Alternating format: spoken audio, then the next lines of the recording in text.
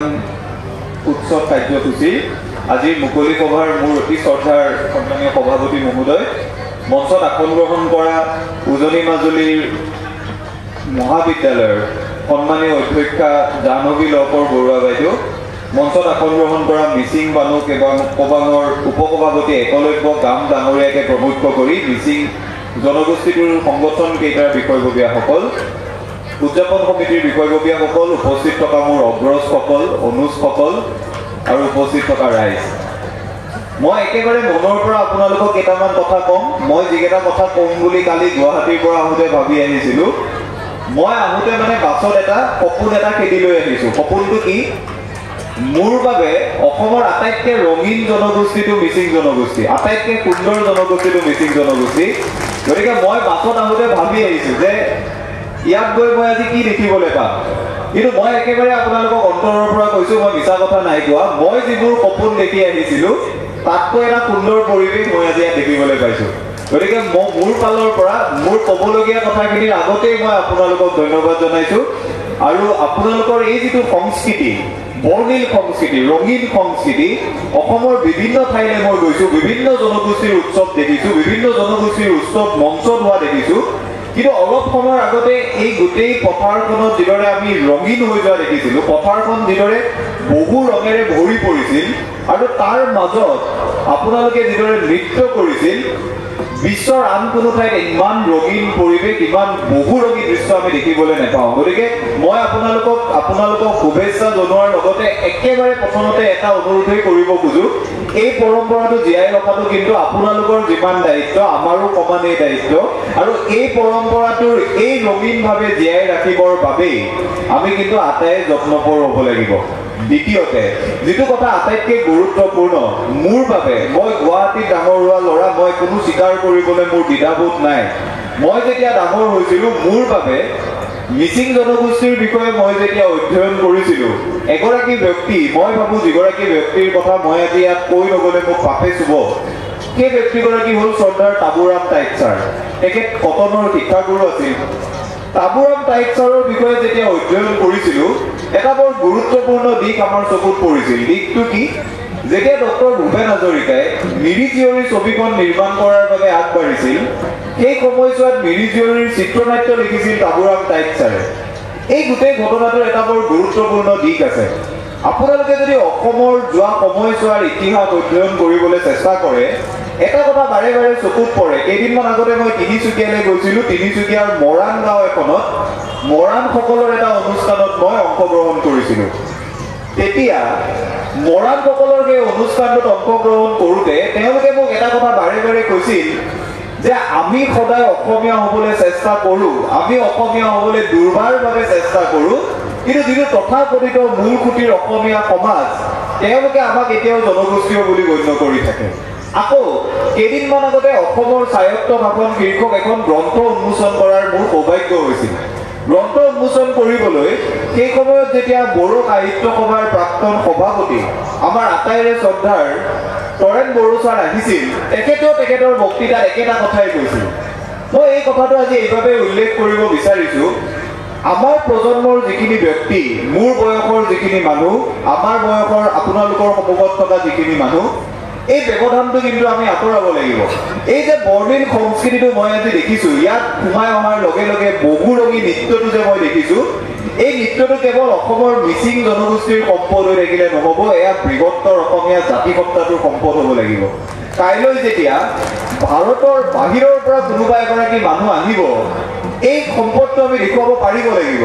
এই যিটো সমন্বয়ৰ বাদ মই জানো এই কথাবোৰ যদি মই মঞ্চত কওঁ আপোনালোকে হয়তো ভাবিব ইমান বছৰ এইবোৰ নহ'ল এতিয়া মই কোৱাৰ লগে লগে কেনেকৈ হ'ব নহয় আমাৰ বয়সৰ মানুহখিনিয়ে এই ব্যৱধানটো যদি আমি আঁতৰাব পাৰোঁ এই ব্যৱধানটো আঁতৰোৱাৰ বাবে ৰাজনীতিকসকলৰ সমান্তৰালভাৱে যদি আমি কাম কৰি যাব পাৰোঁ মই বিশ্বাস কৰোঁ এই ব্যৱধানটো আমি যিদিনা আঁতৰাব পাৰিম আপোনালোকৰ এই বহুৰঙী সংস্কৃতিটো যেতিয়া আমি কোনো দ্বিধা নথকাকৈ কোনো বাধা নথকাকৈ আমি ক'ব পাৰিম যে অসমৰ বৰ্ণিল সংস্কৃতিৰ প্ৰতিভূ মই ভাবোঁ এই সংস্কৃতিটো জীয়াই ৰখাৰ বাবে আমি আটাইতকৈ ডাঙৰ কামটো সেইদিনা কৰিব পাৰিম আপোনালোকৰ আগৰ যিগৰাকী বক্তা একলব্য গাম ডাঙৰীয়া তেখেতে যদিও মিচিং ভাষাত কৈছে মই অলপ কথা বুজিবলৈ সক্ষম হৈছোঁ। তেখেতে এটা কথা কৈছে, যুমুৰক লৈ যিদৰে আজি বিশ্ব ৰেকৰ্ড কৰাৰ দিশে আগবাঢ়িছে আপোনালোকৰ সংস্কৃতিক লৈ কিয় বিশ্ব ৰেকৰ্ড হ'ব নোৱাৰে। মই কিন্তু এটা কথা আপোনালোকক একেবাৰে মনৰ পৰা ক'ব বিচাৰোঁ, এই কথাটো ক'লে চাগে মোক আপোনালোকে ভাল পাব নে বেয়া পাব মই নাজানো, কিন্তু মই দেখা বাস্তৱ অভিজ্ঞতাৰ পৰা দুটামান কথা কওঁ। ৰঙালী বিহুটো যোৱা প্ৰায় 20-30 বছৰৰ সময়ত মই যেতিয়া গুৱাহাটীত আগতে বিহু চাবলৈ গৈছিলোঁ, বিহু চাবলৈ যাওঁতে বিহুটোত তেতিয়াও অকণমান বিহু লগা গোন্ধ আছিল, কিন্তু আজি ৰঙালী বিহুটো কেৱল এটা বেপাৰ আৰু বাণিজ্যলৈ পৰ্যবেক্ষিত হৈছে। অসমৰ বহু ডাঙৰ মানুহ, যিসকল ডাঙৰ মানুহে টিভিৰ টক শ্ব'ত বাতৰি কাকতত প্ৰবন্ধ লিখে, তেওঁলোকক যদি আপোনালোকে সোধে যে বিহু নাম এটা গাই দিব লাগে তেওঁলোকে নোৱাৰে। তেওঁলোকৰ ল'ৰা ছোৱালীক যদি সোধে যে অসমীয়া ভাষাত কথা ক'ব লাগে তেওঁলোকে অসমীয়া ভাষাত কথা ক'ব নোৱাৰে। এইটো অসমৰ বাস্তৱ ছবি।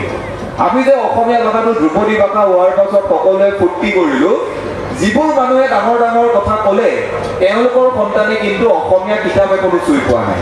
মানে এটা সময়ত অসমৰ বিহুটো গৈ গিনিজ বুকত সোমাল, অসমীয়া ভাষাটো গৈ ক্লাছিকেল লেংগুৱেজ ধ্ৰুপদী ভাষা হ'ল, কিন্তু অসমৰ মানুহবোৰে অসমীয়া ভাষাটো বিশ্ব দৰবাৰলৈ নিম বুলি কৈ থাকি নিজৰ ঘৰৰ মজিয়াৰ পৰা বাহিৰ কৰি দিছে। গতিকে মই আপোনালোকক এটা অনুৰোধ কৰিব খোজোঁ, আপোনালোকৰ সংস্কৃতিটোক লৈ গিনিজ বুক অফ ৰেকৰ্ড কৰাৰ বাবে যি পৰম্পৰা, যি যোজা, সেয়া নিশ্চিতভাৱে কৰক। কিন্তু মিচিংসকলে যদি উঠি অহা প্ৰজন্মকেইটাক এই সংস্কৃতিটোৰ বিষয়ে আপোনালোকে নজনায়, এই সংস্কৃতিটোৰ বিষয়ে আপোনালোকৰ উত্তৰ প্ৰজন্মই যদি নেজানে, এই সংস্কৃতিটো জীয়াই ৰখাৰ বাবে আপোনালোকৰ উত্তৰ প্ৰজন্মই যদি কাম নকৰে, এতিয়াৰ যিখন প্ৰতিযোগিতামূলক পৃথিৱী, যি পৃথিৱীত প্ৰত্যেকটো মাহত প্ৰত্যেকটো দিনত এটা ভাষা কোৱা মানুহৰ সংখ্যা কমি আহিছে, ক্ষুদ্ৰ জাতিসত্তা যিবোৰ জাতিসত্তা লাখ কোটি মানুহ নাই, এই জাতিসত্তাবোৰৰ বাবে সদায় বিপদ আহিছে, সদায় নতুন বিপদ আহিছে।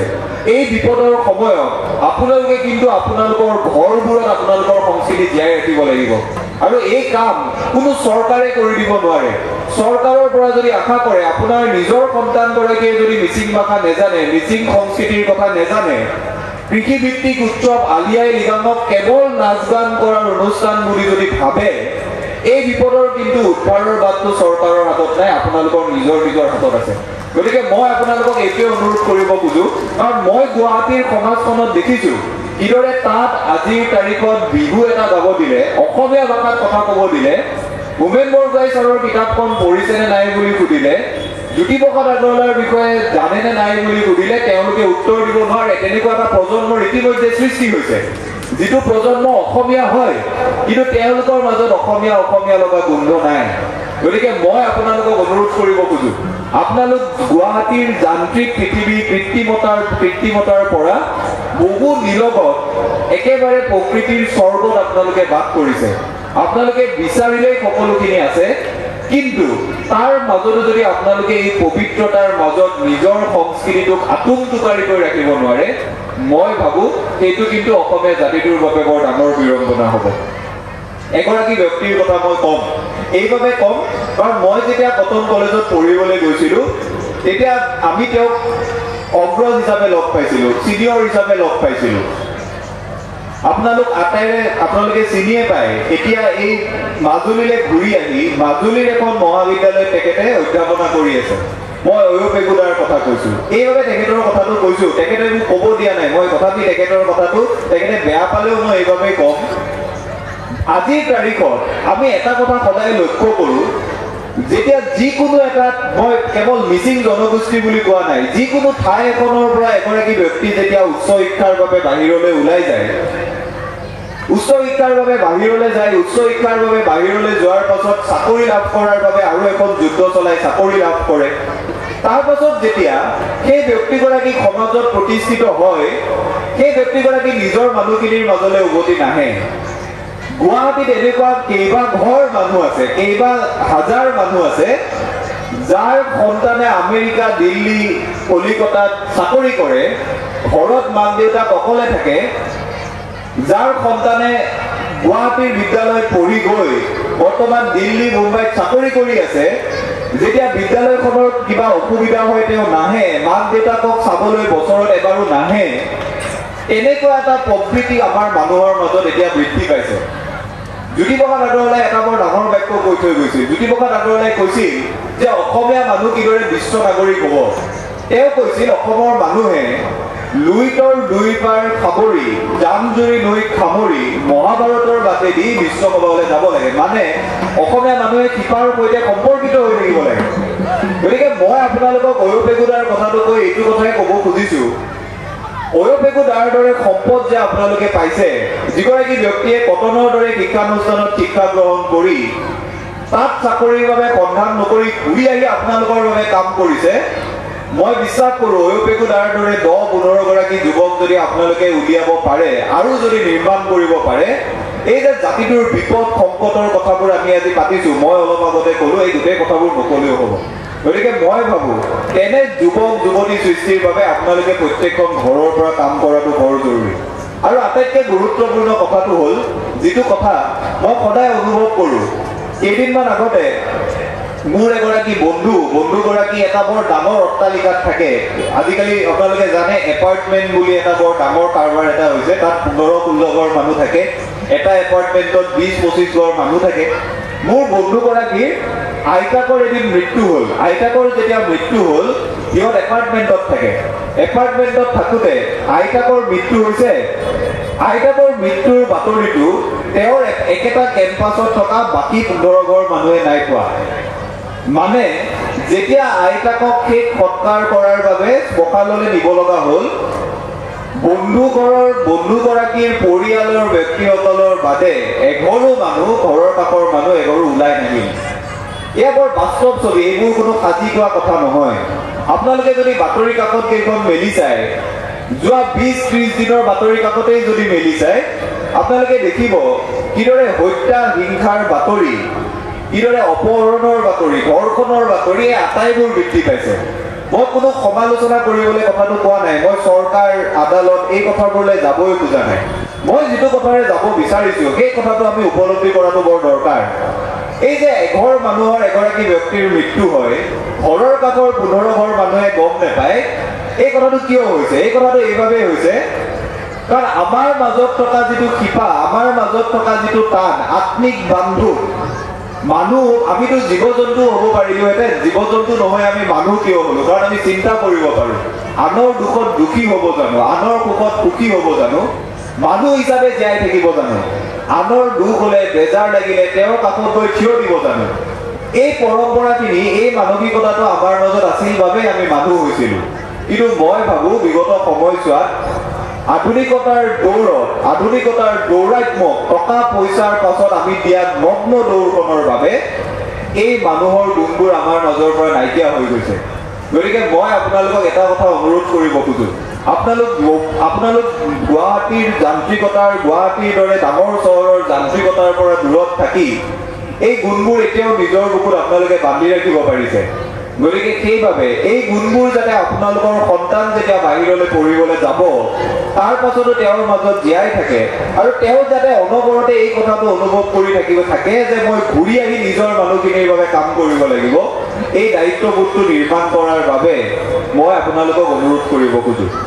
এটা কথা ক'লে মোক হয়তো যিসকল আই মাতৃ বহি আছে তেওঁলোকে বেয়া পাব। আজিকালিতো সকলোৰে ল'ৰা ছোৱালীয়ে মোবাইল চাই। মই যেতিয়া মঞ্চত বহি আছোঁ, ময়ো 3-4 বাৰ মোবাইল ফোনটো চাইছোঁ। মই এটা কথা আপোনালোকক অনুৰোধ কৰিব খোজোঁ, যিটো কথা অনুৰোধ কৰিলে মোৰ বয়সৰ ল'ৰা ছোৱালীখিনিয়ে ভাল পাব, কিন্তু আপোনালোকে খুব বেয়া পাব। কথাটো হ'ল, নিজৰ ল'ৰা ছোৱালীক আপোনালোকে মোবাইল ফোনটো আজিকালি ব্যৱহাৰ কৰিবলৈ দিব। এই কথাটো কৈ দিয়াৰ লগে লগে মানুহে ভাবিব যে মই মোবাইল ফোনটোত ইনষ্টাগ্ৰামৰ ৰিল চাব দিছোঁ নেকি, ইউটিউবৰ ভিডিঅ' চাব দিছোঁ নেকি, ফেচবুক কৰিব দিছোঁ নেকি? নাই দিয়া। এইবাবে মই আপোনালোকক মোবাইল ফোনটো ব্যৱহাৰ দিবলৈ কৈছোঁ। বিগত সময়ছোৱাত বিশ্বত এই ধৰণে তথ্য প্ৰযুক্তি আগবাঢ়ি গ'ল। একেবাৰে সহজ ভাষাত মই যদি আপোনালোকক বুজাওঁ, আজিৰ তাৰিখত মই যদি নিজৰ মোবাইল ফোনটোত মোক যদি এটা প্ৰকল্প নিৰ্মাণ কৰিব দিয়ে যে আলি আই লিগাঙৰ বিষয়ে এটা প্ৰজেক্ট কৰিব লাগে, আলি আই লিগাঙৰ বিষয়ে মই 10 শাৰী বাক্য লিখিব লাগে।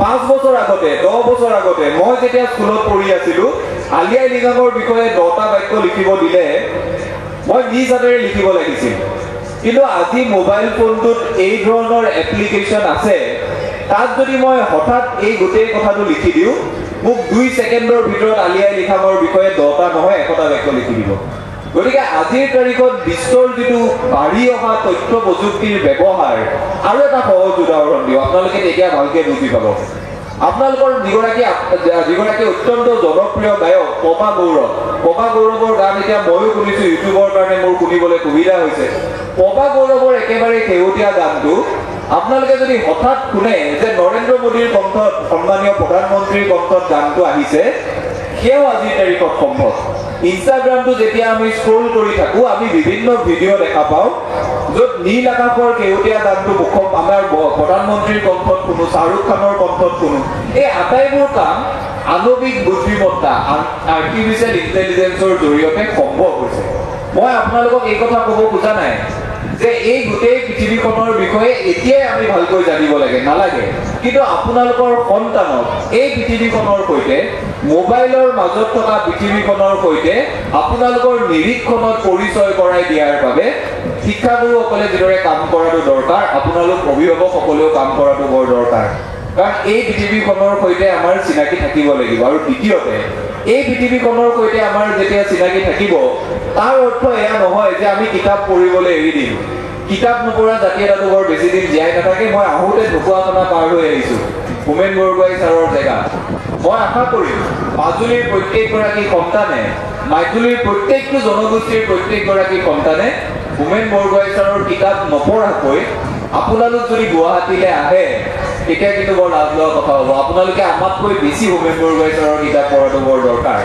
গতিকে মই আপোনালোকক এটা অনুৰোধ কৰিব খোজো মোবাইল ফোনটোৰ সৈতে আপোনালোক যিদৰে সম্পৰ্কিত হৈ থাকিব সমান্তৰালভাৱে কিতাপৰ সৈতেও সম্পৰ্কিত হৈ থকাটো বৰ দৰকাৰ আৰু এটা বৰ ভাল লগা কথা এতিয়া যিহেতু মোবাইল ফোনটো আমাৰ হাতে হাতে হৈছে আপোনালোকৰ এই যিটো বৰ্ণিল সংস্কৃতি এই বৰ্ণিল সংস্কৃতিটোৰ বিষয়ে এই কথাটো মই যেতিয়া মাজতে তিনিচুকীয়ালৈও গৈছিলোঁ তাতো মই দেখিবলৈ পালোঁ আৰু বৰ ভাল লগা কথা তিনিচুকীয়াৰ যিসকল যুৱক যুৱতী আছিল মোৰ বয়সৰ যুৱক যুৱতী তেওঁলোকে গোটেই অনুষ্ঠানটো নিজৰ মোবাইলৰ মাজেৰে ইমান ধুনীয়াকৈ ৰেকৰ্ড কৰি চলে কেইবাগৰাকীও ৰীল বনালে কেইদিনমান আগতে কটনত মেডাম মেফি পাতোঁতেও ইমান ধুনীয়াকৈ সকলোৱে আজিৰ তাৰিখত ৰীল বনায় এই গোটেই কথাটো চাব গ'লে অত্যন্ত সাধাৰণ কথা কিন্তু মই যিগৰাকী ব্যক্তি মোৰ জন্ম গুৱাহাটীত মই এই সংস্কৃতিৰ বিষয়ে বৰ বেছি নাজানো কিন্তু মই যেতিয়া দেখিম যে এই সংস্কৃতিৰ বিষয়ে এটা খুব সুন্দৰ ৰীল আহিছে যিটো ৰীলৰ জৰিয়তে যদি তাত কোনো বিকৃতকৰ কৰা নহয়